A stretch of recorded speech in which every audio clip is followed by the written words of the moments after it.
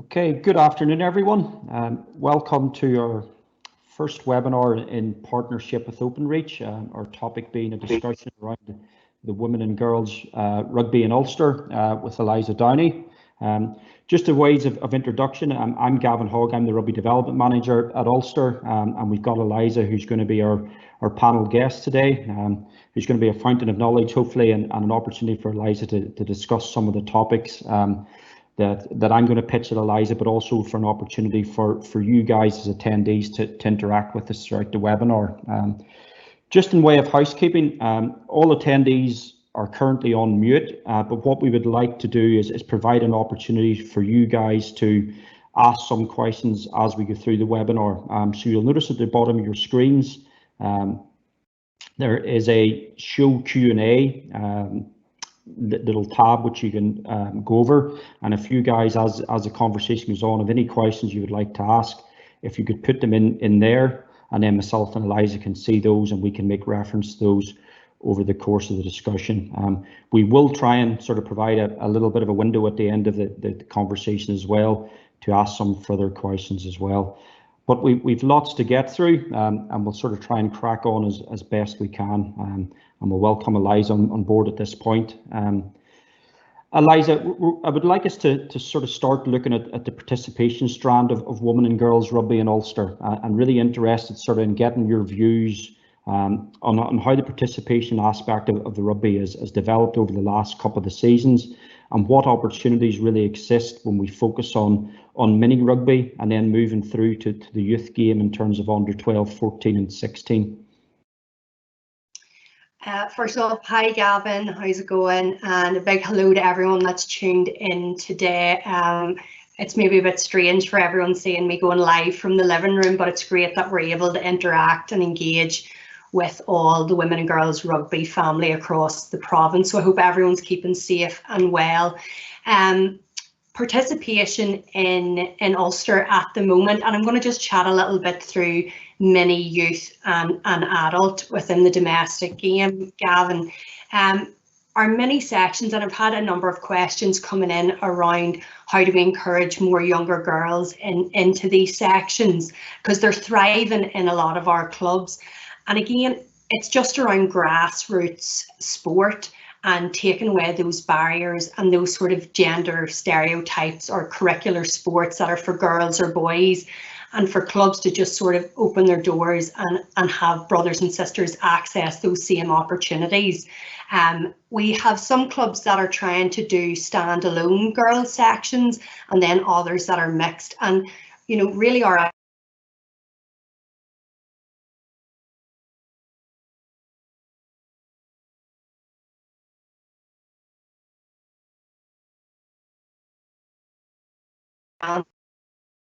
players coming from with that grassroots right up from our youth pathways then into our adult game, and obviously through our schools as well. If we move into like our youth rugby, to be honest, this is the real golden story out of Ulster Rugby over the last couple of seasons. We've seen our girls' youth numbers increase by over 200% in the last few seasons, and that's really looking at our under 12s, under 14s, 16s and under 18s. And you know, it came with its various challenges over the last few seasons, where we had different leagues that were in place, but we just were not able to grow the numbers and find that commitment. So with my colleagues and staff within the development department, we're able to actually now create an environment through different blitzes that are held throughout the season, that those age groups are able to access playing opportunities through different formats of the game, whether that be crossfield sevens, or we've got a really encouraging growth in numbers in our under 18s as well, where we've got a barbarian section that we've started over the last season. And again, that was to really introduce the 15-a-side game within that under 18 age group. So going back to basics and not just doing the same thing again and again, trying to create opportunities for clubs that had lower numbers and wanted to grow but just they found those barriers in place, and how did they get access for their players to play. These blitzes have been a real opportunity for clubs to come together, and I'd really love to give a positive shout out to our volunteers and coaches within those youth sections at the moment, because through their communication and passion and enthusiasm, they've really jumped on board with this concept, and it's their driving force behind it that's made it such a success in the province. And we're hoping to see growth on growth from year to year. And yes, we do hope that we can then pull that together into league structures. But for us, leagues were not a measure of success. We want something that's sustainable, and that we actually have a mechanism that encourages growth within that age group. So that's been a real positive highlight for us this year in our youth rugby. I'll maybe take you on to the adult game now. We're really lucky, and I know I have a number of players that have contacted me that are tuning in today. I suppose for a lot of our adult clubs at the moment, it's been a real breath of fresh air to see how they're engaging and bringing people together through social media, and they're still very much the team ethos, and they're getting out there with their different challenges that are happening, exercises, whether it be Zoom or different challenges between other teams. They're still staying really engaged, and that's something that we see throughout our season. We've got our 4 different sections that adult women can compete in, whether it's conference, which is for any developing new teams. They can go through a structure where they can basically play glorified friendlies against other championship teams. It also gives the championship teams a chance to blood new players in a safer playing environment. Then we have our championship and our premiership, and then we have our 2 teams in AIL.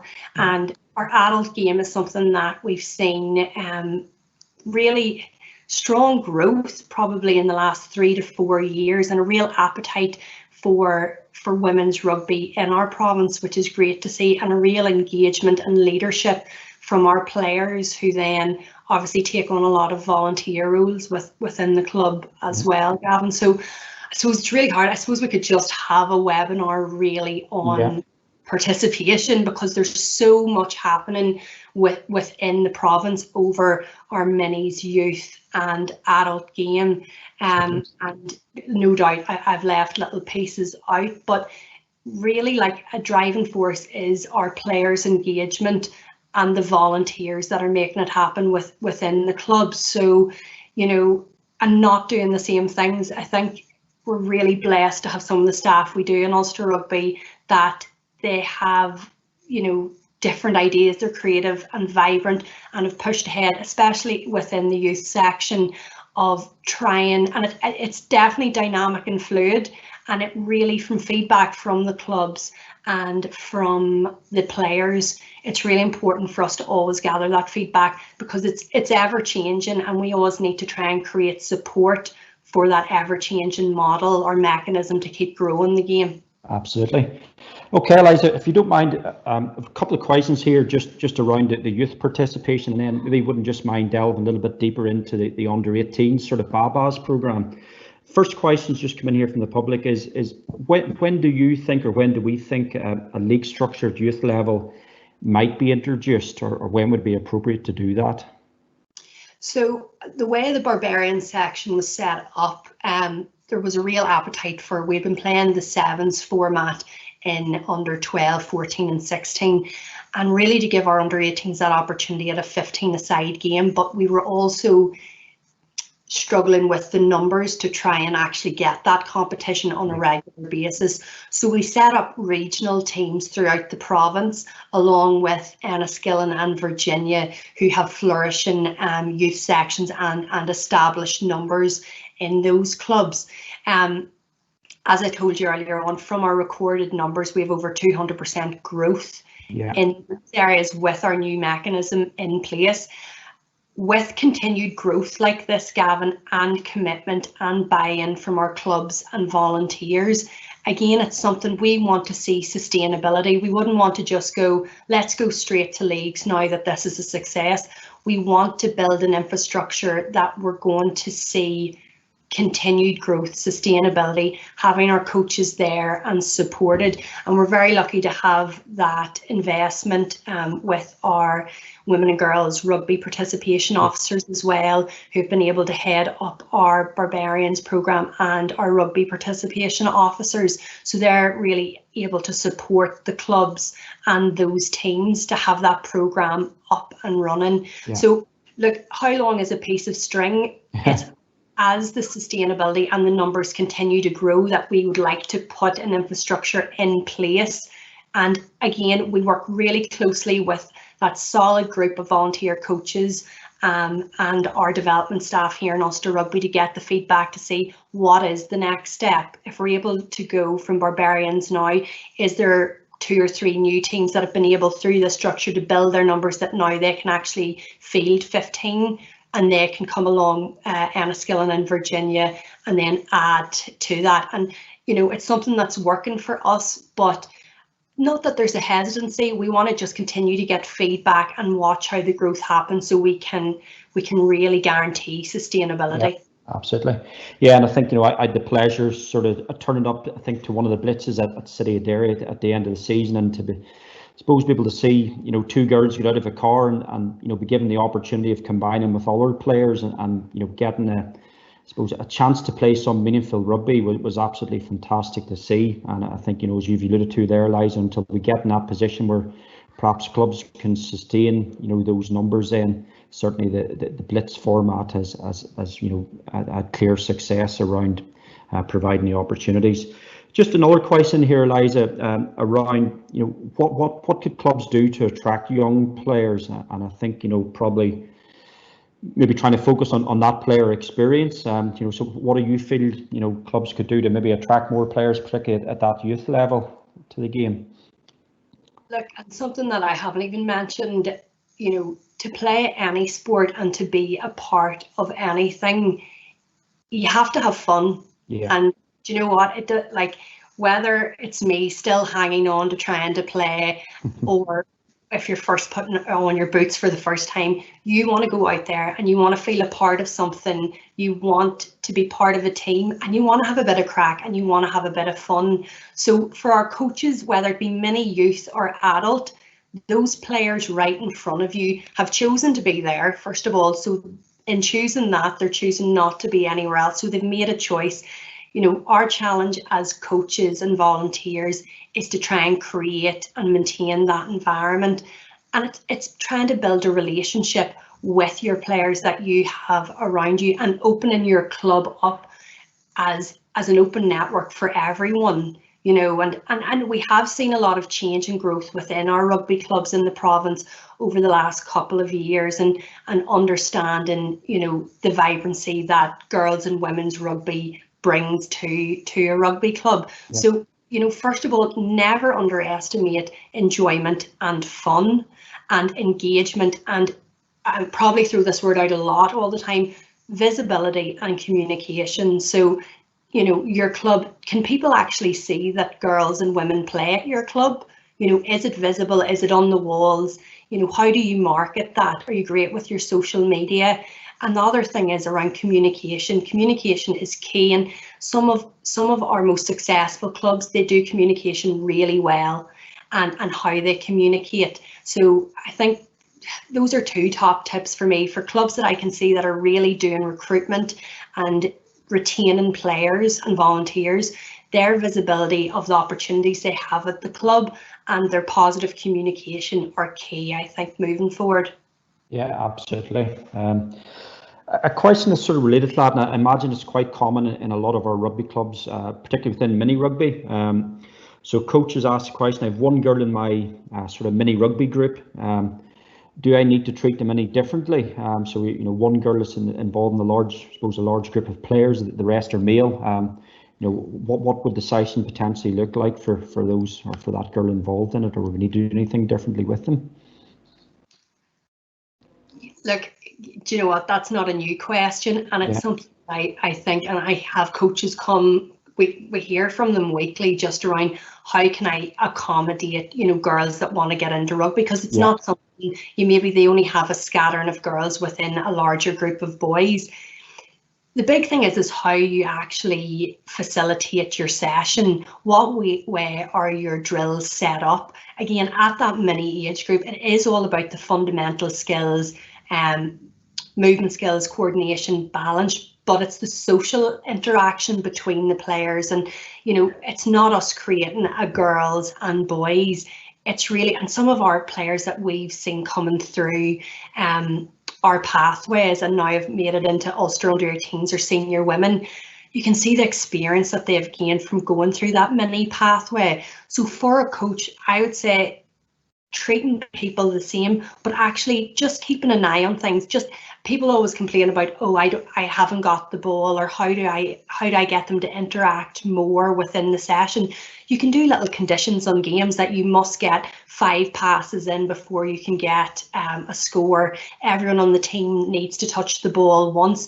So you don't have to necessarily say it, but you can put little conditions into drills and games and how you set up those drills that can incorporate that inclusivity. But another thing to entice people in, parents on Saturday mornings all over the country, you'll see them with, you know, stereotypically little boys playing mini rugby, and a lot of the sisters, the whole family comes down. It's a great family affair. It's creating opportunity that the club actually, you know, don't take it for granted that people know, you know, your daughter can play it too. It's actively having enough volunteers and coaches that you're having a little look around you and saying, well, you know, why don't you go? And it's something simple as that I've had families say, we just never thought it was an option or an opportunity. So it is really, if there's little flyers that you're sending out, if it's on social media, it really is about how you communicate with who's around you. So there's not one simple answer to this. It's just really the language that you're using and making everyone feel included. And if you're doing it in a drill setup, it's little conditions that you can put into the drill that everyone's included in handling the ball. I think that's brilliant, Eliza, and certainly something we promote, you know, within our coaching courses around how we get the players to form connections. So whether that's connections with a coach, connections with their, you know, their fellow players, or even connection, as you say, with the game or the practice, and also connection with the club. So, you know, how do we keep that person, I suppose, coming back and on a week-to-week basis? And I think, you know, you've covered that. If you're happy, Eliza, I wouldn't mind moving on and just exploring a little bit around sort of representative rugby, and maybe if we do it in 2 parts, maybe look at the senior women's programme first and have a little bit of conversation around that, and then we can look at the under-18 programme. And if we start with the senior one, I guess, you know, if you're looking at it, I suppose from the outside in, you know, I guess we've got to be honest that the results maybe haven't been as positive as we would have liked over the last number of years. But, you know, I would like to get your thoughts maybe around understanding some of the challenges we face as a province, particularly within the senior women's programme, but also really explore, you know, what structures and developments, I suppose, been put in place over the last number of years that have really improved that programme. And I think, you know, it'd be interesting for probably your listeners to understand, you know, some of the things now that are in place that you will really see benefiting hopefully, you know, the women's programme moving forward as well. Yeah, and look, it's something that obviously is close to my heart, having been a part of the setup for just over 11 years. Growth and development necessarily is not reflected in wins and losses, and any of those players or squad members over the years will be able to testify to that. The programme that we have in place now for the last few years has definitely been one of development and growth, and trying to establish a culture of play within the province. We've never consistently been able to develop a culture of play that maybe Munster were known for physicality, Leinster were known about moving the ball quickly. We hadn't really established who we are and what style of game we played. So we've had consistent coaches and coaching in over the last few seasons, and the strength and conditioning element has definitely increased in different aspects, definitely over the last 3 seasons, from Diesel, who increasingly can see the benefits of our girls being conditioned moving into the Interpro season. And I think we have to understand that the season that these players are playing in is it's really long. And I know we're in the situation we are at the moment. This break has been the first break for a number of these players in the last 3 seasons. So it's something that we have to look at along with the IRFU to see how can we get the best out of our players and have them develop, but also give them the time that they're not burning out.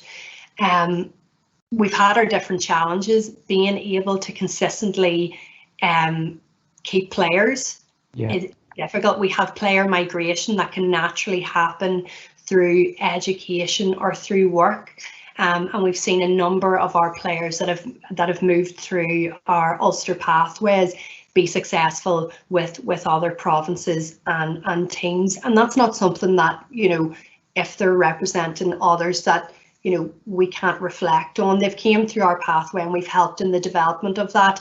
Necessarily they're just not with us right now through to various reasons in education and work.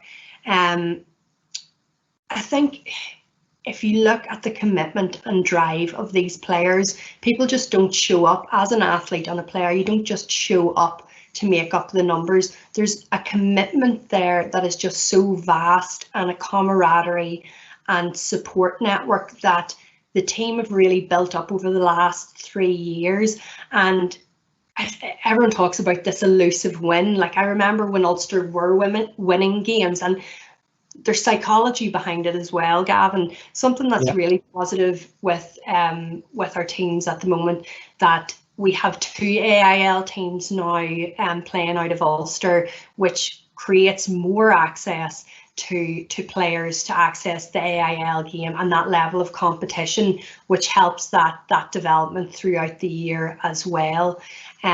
So for us, we're starting to reap the rewards of the continued development and investment, but these things do take time, and it is hard because people's measure of success is on wins or losses. But really what's going on in the background and the programme that is in place, an all-year programme that the coaches and staff have worked really hard on and had feedback from the players to try and establish something that works best for them. Another thing we always have to remember is that these are amateur athletes and players, and and something in the women's game is that you're having to carve out a career for yourself, and you're having to work, and you're having to be in education and to try and juggle all these things. So, it's something I admire most about our players playing at these levels, that they're actually able to coordinate their lifestyles and not skip corners and just be on the money. So for us as a branch, we want to support them in different ways, and hopefully over the next season, when we return to some sort of a normal, that we can continue to do that by offering them different support networks and mechanisms from Ulster Rugby that will help them further develop.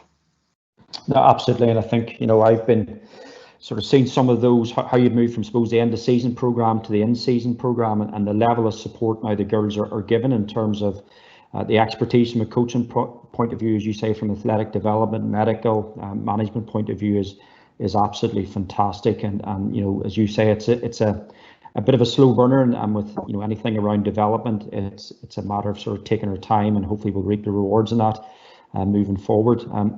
The under-18 programme then, Eliza, I would like to sort of get your, suppose, maybe thoughts just on the alignment between the under-18 and the senior women's programme. Is there any successes around that we're sort of starting to see? And then I'm also aware of some of the pilots you've run, particularly around the S&C support that we've given some of those players, working alongside some of the other sports as well. So it'd be nice just to get an overview of that programme and some of the work that's been done in the background of that as well. Yeah, so we do have an integrated programme that's aligned to the senior setup. So that's our under-18 coaches working closely with our senior coaches, and the under-18s and the senior women training out of the same facilities, and that probably has lent its hand to Ulster having the highest number of players successfully transitioning from under 18 level into the senior women's squad. And our under 18s have been a side that have tasted success over the last few years, and keep in mind that they've tasted that success and that development throughout interprovincials while playing in, at the start, maybe leagues that weren't functioning properly, and then through just playing seven. So with, as I chatted about earlier, with the Barbarians programme, we're hoping now to even see further growth and development from those talented athletes coming through in the Barbarian section, having access to 15-a-side rugby, that we're actually going to see more players and more talented players coming through out of that. I think one of the things about under 18s coming up into senior women and to have those programs aligned, it's so key for us that, you know, for some of the provinces, the focus is on just their senior team, and for us it's really important to see the development of our under 18s coming through. And you chatted about earlier different support networks we want to put in place for them. So luckily, through, you know, conversations and discussions with other governing bodies, Netball Northern Ireland and Ulster Hockey, we were able to run a pilot this year led by Netball Northern Ireland around strength and conditioning hubs throughout the province. And this is really an introduction to our youth players and our different groups throughout the province that have introduction to strength and conditioning, whether it be through body weight stuff and then moving into that area. So it just isn't such a shock when they move into the senior women's game and they're handed out strength and conditioning programs, that they're able to access that, and they're actually starting on that journey before that actually happens. So for us, that was something that we had looked at, and you know, it was a blind spot for us, and through conversation and feedback and partnership work with other sports, we've been able to sort of access that for our players. Again, as I said, it's a pilot and it's been really successful. So that's something we're hoping to build on for the next season. Brilliant. Okay, just a question related to, I suppose, the representative rugby, and just, you know, based on the discussion we're having, do you think it'd be beneficial, Eliza, to have an under 21 team to help the younger players in the pathway make that progression into senior women's rugby? Yeah, and that's something that's been chatted about on sort of a national basis as well, around this under 20s or under 21 team. I think it will all have to come down to basic talent ID and also our numbers. At the moment, rugby still is a minority sport, you know, in comparison to some other women's sports. You know, our numbers are a lot lower, so it's really growing that the family and those youth numbers that we chatted about earlier, and then having different mechanisms to identify talented athletes throughout those programs. I can see that an under 21 program, I can see it in different sports as well, how it's been beneficial, that it bridges that gap between, you know, under 18s and adult. Again, other arguments have been, do we have the numbers in place right now to venture into that? Yeah. Or is it something we'd be able to drip feed into? I can see the pros and cons. I don't know if we have the numbers right now, but potentially it could be something that we could build to as our sport grows within the country. No, absolutely. And I think, you know, some of the initiatives you mentioned within the under 18 programme around the level of support now they're getting will hopefully, you know, suppose help close that gap between the transition from under 18 into senior women's. Just another question, Eliza, around, you know, how do we support players based in the west of the province? I think you mentioned, you know, we've two All-Ireland League clubs that are, I suppose, based in Belfast. So, you know, what have we done for those players in the west of the province, and you know, maybe aware around some of the stuff that the senior coaches have done, particularly around bringing some of those club players together, etc. Yeah, and like that, this is something that our coaches in the west of the province and our players have brought to us. Actually, you know, if we look at players and the development that's went on over in the west, we've been really really blessed to see the likes of Ali and Terry Finlay and the work that they've done within schools, within Enniskillen, and really the work they've done around sevens rugby. And we've seen some amazing players come through. Enniskillen as a club have had a vibrant youth section, and again, it's this issue that sometimes we come up against around, and we chatted about it earlier, about migration around education or work. We find that a lot of our players that are playing over in the West and then in parts of Donegal, you know, once they get to a certain age, that they're moving away from home and they're seeking education or work in some of the larger cities, whether it be going down to Dublin or across to Belfast. And look, it's really tough, because those players are developed and established within their club at home, and then through no fault of their own, their players are just not able to stay there. I think in relation to Ulster Rugby, it's really important for us to be able to offer support through our coaching within schools, which we're doing at the moment through our women and girls participation officers and our rugby participation officers. To have our schools vibrant in the West has been something that has fed into those clubs positively. Our Barbarian section, where Enniskillen are fielding their own 15-a-side team, has been massive that they've been able to sustain that. And again, for some clubs where they have the sustainability in youth, they struggle with adult, and that's for various reasons. Something that when people chat about the AIL teams being located in Belfast, it's something that Malone just moved into AIL this season. It's really difficult, because we really want to offer our most talented athletes and players across the province these opportunities, but unfortunately there is travel there. I know from, you know, moving forward, there's been a lot of learnings out of this lockdown in relation to how we provide off-field support. That, you know, people talk about things being Belfast centred. You know, we'll definitely be moving to opportunities where people can access support and education through online platforms moving forward to save travel. And I think, you know, there's a lot of learnings that have come out of that. I think, Gavin, that was something that, you know, even on the boys and men side of things, that, you know, has an issue that's cropped up for you guys as well before. Yeah, I think it.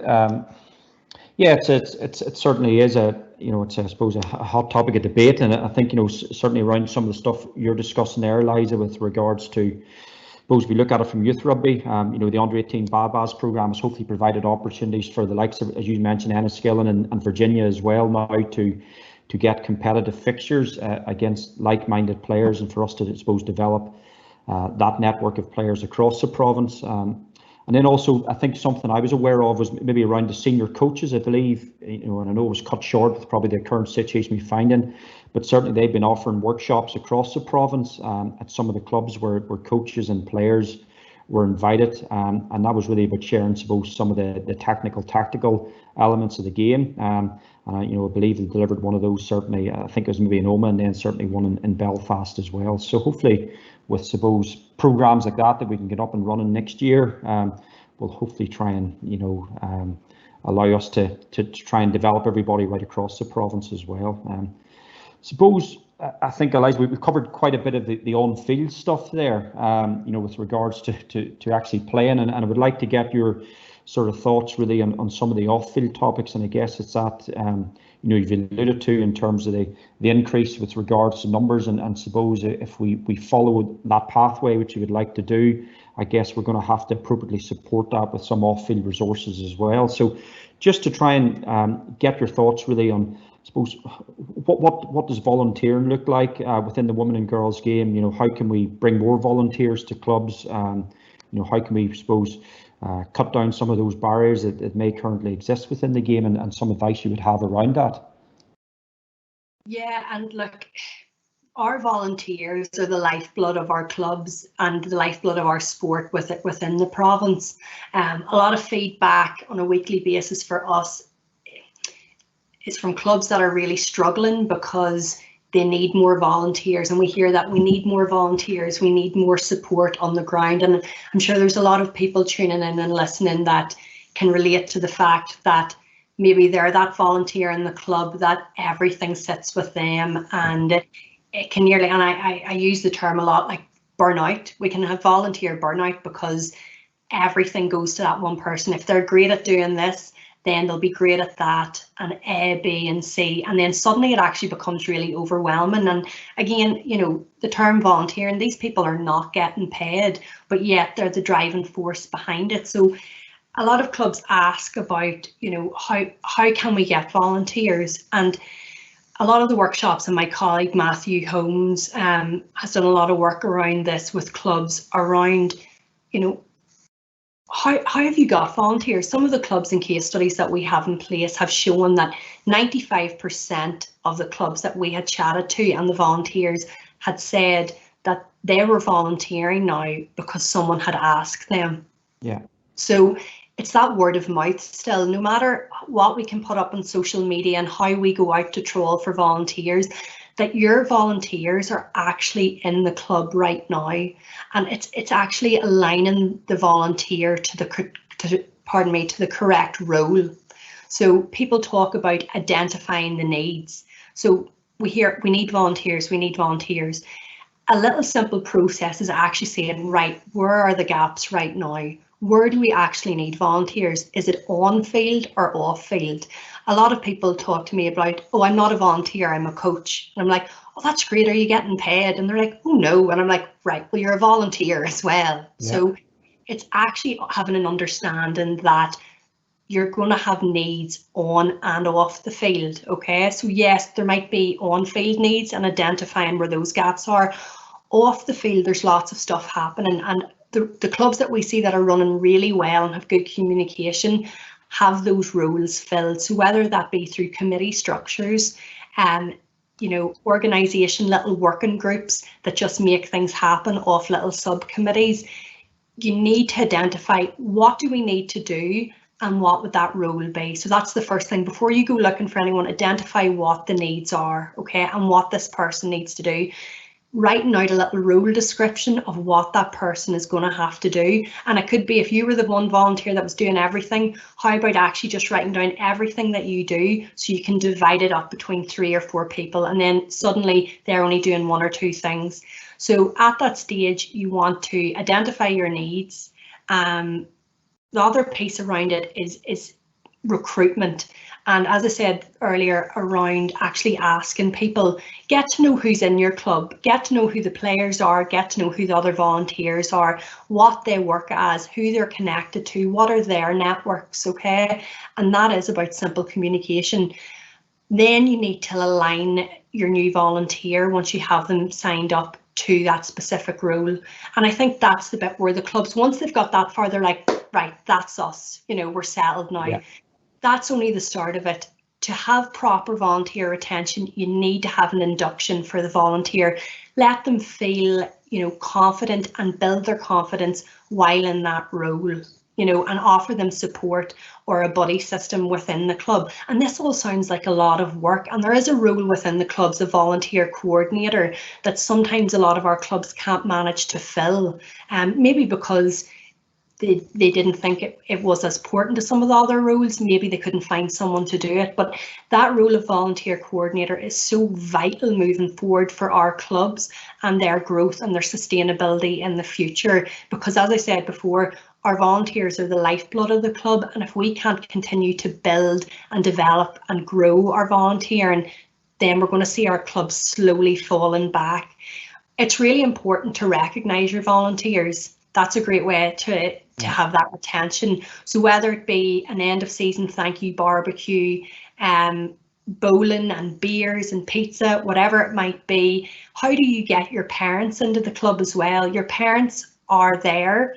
Could they be potential volunteers? You know, how do you get chatting to them? How do you communicate with your parents? Do you interact with them? So there's lots of networks out there, but it's how we interact and how we choose to interact with them that if we keep going down the same route, and looking for the same people to do the same things. It's just not fair. These people are volunteers, and a club that I've seen do this really well is Virginia. And when we were talking about youth rugby earlier and the success that they've had there, they've managed to have some key recruitment and development of volunteers in that club that have really developed and grown a youth section and sustained that over the last few years. So, if you're in a club right now, get chatting to other clubs, and there's going to be some work that we're going to be coming out with and publish around best case studies on clubs that have done this really well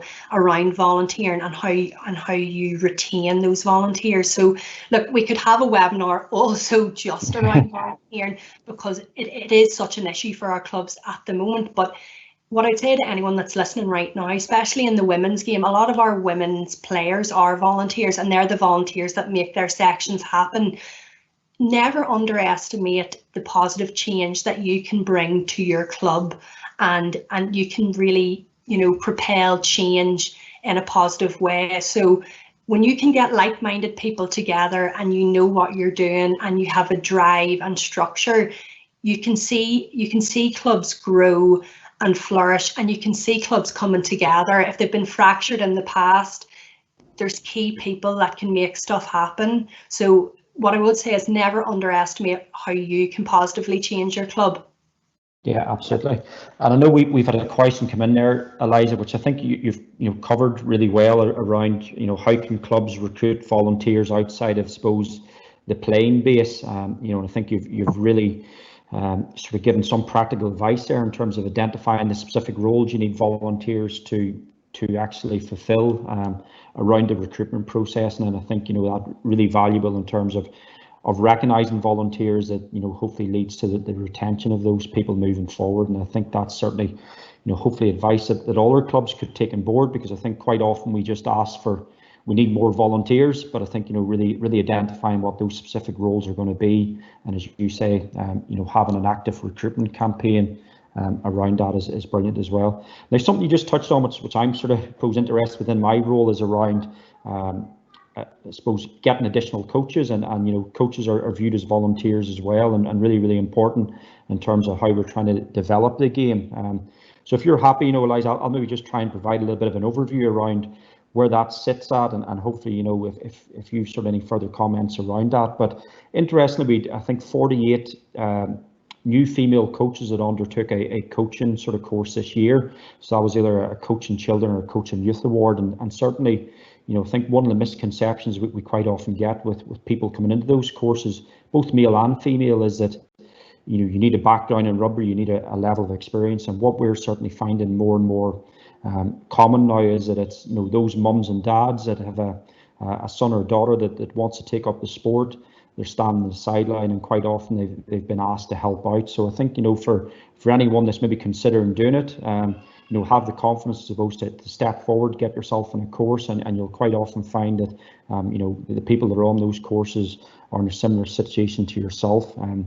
The other thing I think that it's quite fearful too for some of the volunteers when it comes to coaching is that you think, I've got a coaching course now, or I've done a coaching course and got my award from it. The club's going to give me suddenly 30 or 40 kids to look after in the weekend. And what we often find is we try and reassure people around this idea of co-coaching and mentoring.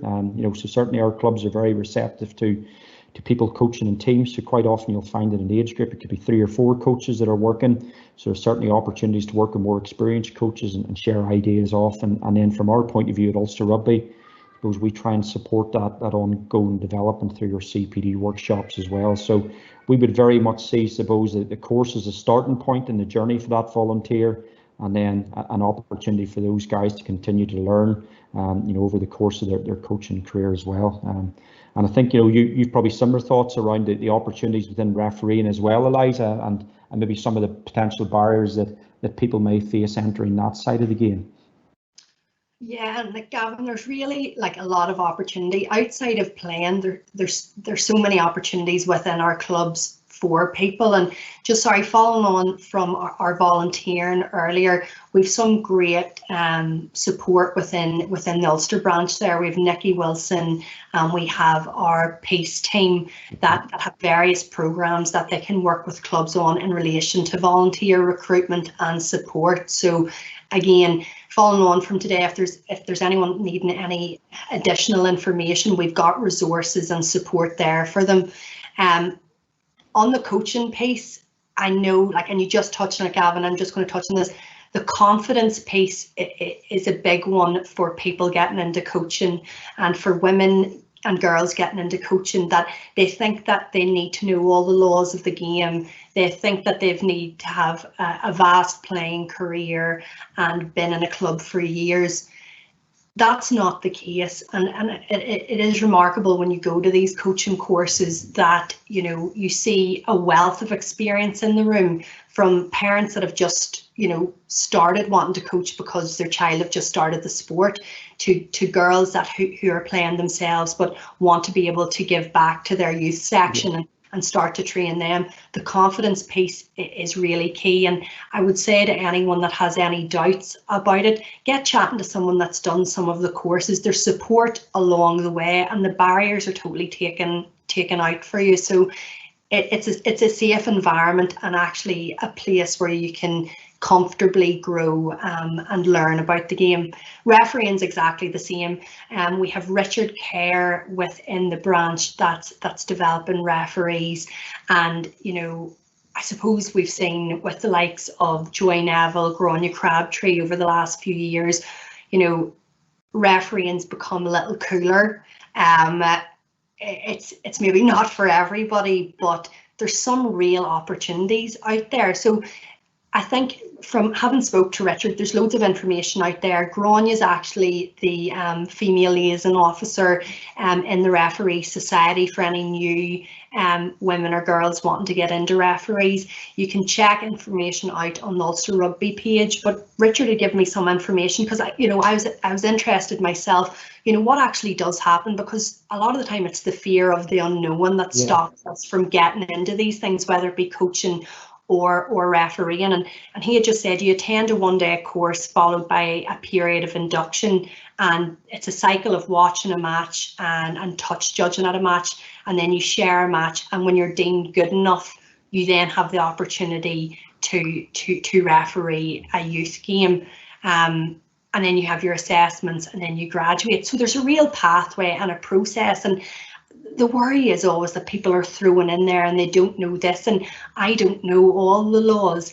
Everyone starts out on that same pathway and process, and you needn't have even had to play the game before to actually be a referee. It's something that there's a real skill to, and yes, we've seen Joy Neville really rise to the top. If you have aspirations, there's real opportunity around that, and that's her full-time job now, and she travels the world with it. So I genuinely think we'll just see a rise in numbers and development of female referees in the next few years, because there's such opportunity and support there for them across the province.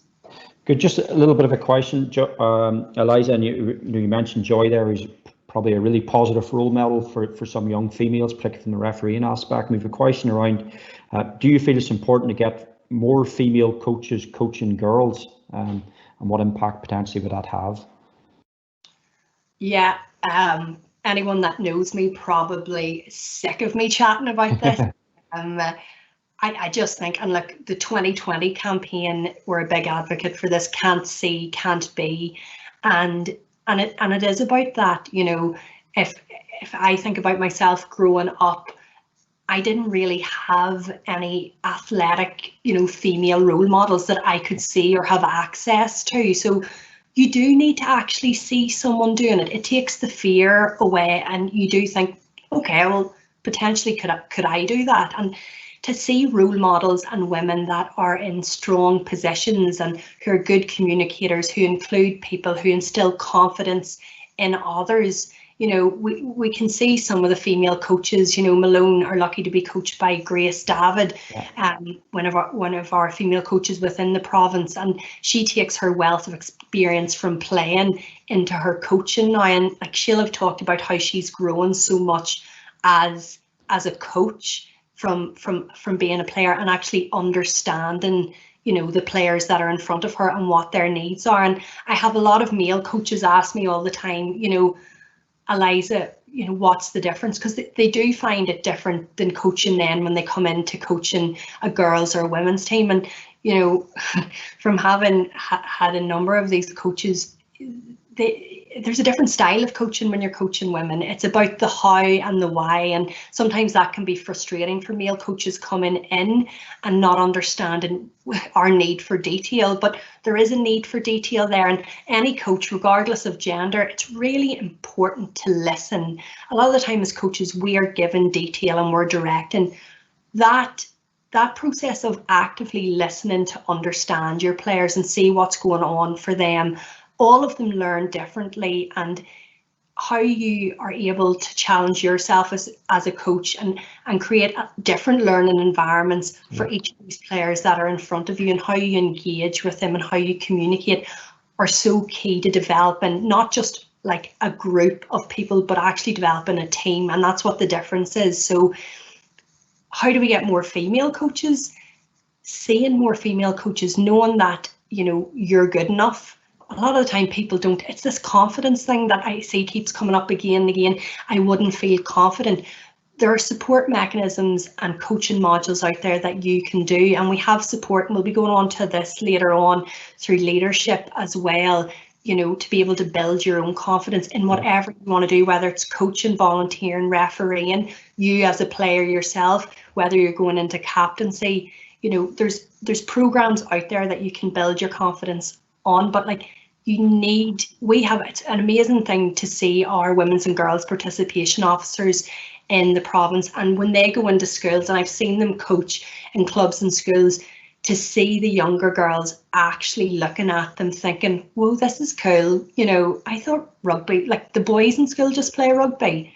So, you know, as much as we all know this now, that it's not just a game for boys, if we don't see enough women coaching and taking on leadership roles and being positive influencers, we're not, and we can see that with our Ulster women and our Ulster 18s are amazing role models, and they do so much positive work for Ulster Rugby in engagement throughout the province, whether it be with clubs and pieces, and we'll see some of them through the Ulster Rugby social media platforms with their positive messages. And you know, the girls always make themselves so accessible to provide those role model opportunities, because they knew that if they had those early on in life, it sort of would propel them a little quicker getting into the sport. So it's not something that we should take for granted. The visibility part of seeing more women and girls in these leadership roles within our sport can only do good things for our growth and development in the later years to come.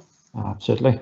No, that's brilliant, Eliza. I think I'm conscious of time here. We're probably about sort of 6 or 7 minutes left. I know we want to touch a little bit on leadership, and you sort of mentioned there there's probably a little bit of change with regards to you know, women and girls rugby being better represented within clubs as well, and now we start to see females better represented in various committees. I would just be interested sort of to get your thoughts, and suppose, you know, what level of support would people get undertaking those roles, and how could that aid their development as well? And maybe that'll leave us then hopefully a couple of minutes at the end if we do have any further questions to address as well. Yeah, Gavin, we really are beginning to see real change in relation to leadership through even our committee structures within Ulster Rugby and within our clubs.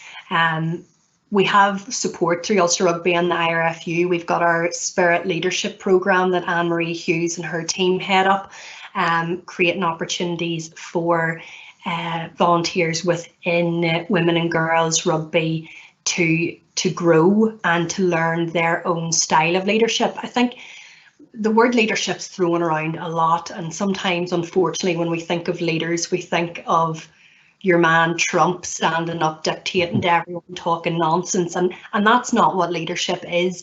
The thing about being a leader really is about being yourself, but with more skill. And some of the programs that are available to people that want to go on them, you know, we've seen a lot of our leaders come through. There's some great work being done by some of the women that have went on our leadership program. We've seen, I think it was Diane, one of our Ulster women, with one of her exercise videos that has been doing the rounds. Leslie Winder at Belfast Harlequins has started the Irish Rugby Roundup over the last 3 weeks of lockdown, and she's really engaging the women's rugby fraternity in the province, and keeping them fit, you know, mentally and physically at the moment, and that's how she's demonstrated her leadership in a time where, you know, we really need people to stand up and make a difference and keep us all engaged. It's about positive change, and I think that's what leadership is. So whether you're a player in your club, a volunteer, someone that wants to make a difference, that wants to bring positive change to the environment, to the sport that you love, you know, you can do it, and you don't need to be a version of yourself. Just being who you are and bringing people with you on that journey is enough, and that you're passionate and enthusiastic about what you do. I feel the change bottom up. So some of the work that we've been doing with the clubs around women's committee, subcommittee training is really important for people to know how communication channels work within our clubs. And our clubs that are properly integrated are the clubs that actually see the worth in communication of all sections of the club, and how they can properly integrate, whether it be minis and your female sections, adult and youth. And it is about people. Our clubs are about people, and it's about the messaging and how we include everyone and bring everyone together. So I think sometimes people think that they need to be vastly experienced, they need to be a certain age, they think it has to be this demographic, but anyone can choose to lead if they're passionate and enthusiastic and they're confident in themselves. And as I said before, we have different opportunities and programs that are out there at the moment with leadership through Ulster Rugby and the IRFU that we can hopefully guide people along that path if they wanted to get into committee roles within the branch or within the IRFU. Good.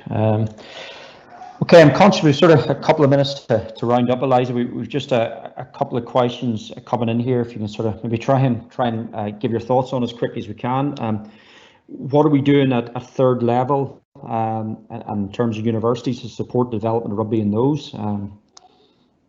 Is there anything? At third level at the moment, it's something that we've got our universities. So we've got Queen's that are really thriving. Got great recruitment and development within the university. We have our University of Ulster throughout our 3 campuses. So our women and girls participation officers, they headed up our third level stuff along with the development officers and coaches within the universities, and they've been getting together for basically the format that they're using is 7-a-side blitzes throughout the universities. Queen's are their own standalone club that take part in the Ulster Women's Premiership League, and they also have a seconds team as well. So we're offering the big thing for our universities, and the feedback that comes through is that Wednesday was always a day for sports within universities. Yeah. That kind of changed now, and our students don't really have access to the amount of free time that they need to be able to travel to different destinations throughout the country to compete. So with our staff, we have tried to create blitz formats that the girls are actually able to access competitions on Wednesday evening, and yes, that it's fun and it's enjoyment and that it's for girls that are just getting into the sport, but then we have other access to competition that's more competitive as well. So it's something really at a development stage right now, Gavin, but that we're hoping to grow. And I suppose Queen's are a case study of a club and university that are doing it really, really well at the moment. No, absolutely. Okay, Eliza, I think we've sort of one last question, maybe to finish off, and just, what advice, maybe from your experiences, would you have for a player who wants to aim to get into, I suppose, an Ulster women's representative squad? Yeah, look, that's a great question, and like a lot of our coaches, have coaches and parents coming up to them all the time saying, what does my child need to do? What does my player need to do? It's hard work. It's about commitment. It's about dedication. It's about doing the hard yards when no one's looking. Because if you don't do the hard work, you're found out pretty soon. Some of the best players that I've played with have had amazing attitudes. Yeah. They are genuine and authentic, and it's not about them. So the thing is, you're going into that team just as a player, but what you really want is to integrate as to part of a bigger family and people that support each other. If you play a team sport, it's never about you. And I think that's the piece. Another thing that I would say, having a mentor is really important. I have various coaches and past players that I always would have sort of linked in with just for advice around training, nutrition, strength and conditioning, even sometimes just chatting about things. So having a mentor, the psychology part about being an elite performer is so important, because we can do everything physically, but up here we need to keep things right as well. So having a support network, a mentor that you can bounce ideas off, and then also the last thing I want to leave you with, and it's really key, being receptive to feedback.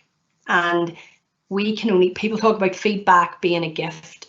We can only learn from our mistakes. Like in the sports world, we talk about you don't lose, you learn, but you need to be able to take feedback from your peers and the coaches that are there too, and having that mentor to bounce ideas back and just get their advice. So, do you know what I mean?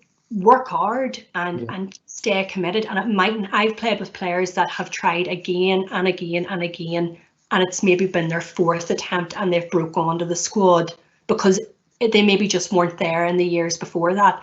So if you really do have a dream of playing for the Ulster women's team, and you're committed and you're dedicated and you are going to put in the hard yards and you're going to live, breathe, sleep and eat it, then there's an opportunity there for you. And there's girls that I've seen coming up from youth who are now the role models in the Ulster women's team, and how proud they are to pull that jersey on. So yeah, and give it a bash. Never let anyone tell you that you're not good enough, or don't be so silly, that's not for you. If you really want something, you can make it happen, but it's really important to have that support network around you. Brilliant.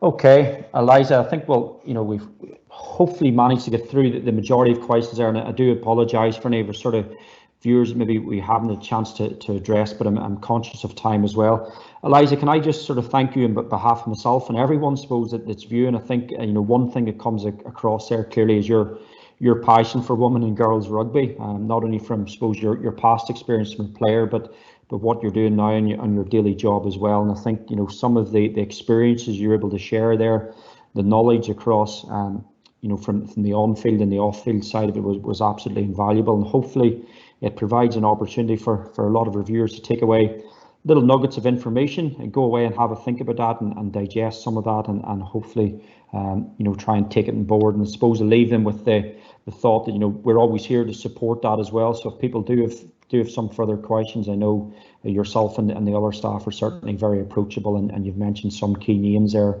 in terms of contacts as well. So thank you, Eliza, once again, and thank you for giving up your time to sort of educate us around the women and girls rugby today. Thank you. Thanks, guys.